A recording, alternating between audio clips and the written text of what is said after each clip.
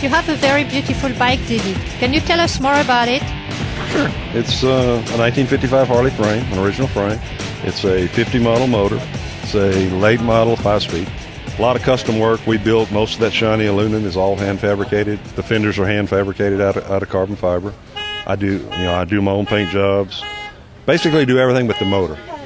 And I used to do motors. I just don't have the facilities to do them. And I found Paul at American Cycle Fab, and he does my motors. I've got 4 of his motors, all antique motors, and 3 of them have a lot of records. So he does good work. So, David, you got a lot of record with this bike. Can you tell us a little more? It's been a good one for us. We started running it in 05, set 3 records, brought it back in 06, set 4, brought it back in 07, and set 2. And we were concentrating on our race car a little more then. And we're on number 3 right now this week, so hopefully we'll get 4, maybe 5 this week. So you mentioned that you are running a race car at Bonneville too? Yes, I am. I'm running a 99 Corvette in the A blown GT class. We're the current record holder at 236.664, I believe it is. We had it ready to bring here for this week, and we blew a tire on a dyno, and it did a lot of body damage, and we just didn't have time to fix it, so we left it at home. We'll fix it and bring it out in October. We're hoping to run 260. We'll see. You kind of got to herd a car down there, and it spins, got a lot of horsepower, so you're fighting traction. You know, it's a different driving experience. The only reason I'm doing the car is for the speed. Yeah, my wife won't let me go that fast on a motorcycle. Yeah. But no, I love them both. I've raced both all my life, on and off. And I like changing in the middle of the day and swapping over and let's go do the other thing. But you have to think about what you're doing.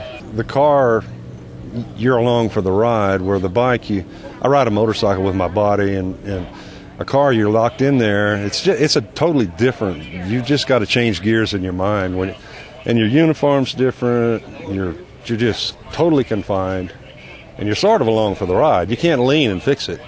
You know, motorcycle, you can almost think and it fixes itself. I tell people all the time, just point it where you want it to go and keep looking down there and it'll go there. Makes it fun. You know, we came out here to have fun. That's what we're doing. What makes Bonneville special to you? Oh, man. It's just a ultimate amateur race. And I think the neatest thing from a drag racer's perspective, which most of us out here are, is it's forgiving. You don't get sent home on a trailer for blinking an eye and missing a light like you do in drag racing. Boom, you're done. Go home. You make a bad run, get in line, and do it again, just like Paul's been doing, fighting and fighting and fighting. But you don't get disqualified. You get to keep trying. And you see guys that come out here for years before they get their first record. But like I say, it's less stressful because you don't have to run the machine that hard. And it's just really neat. And it's the only place in the world you can go wide open that far.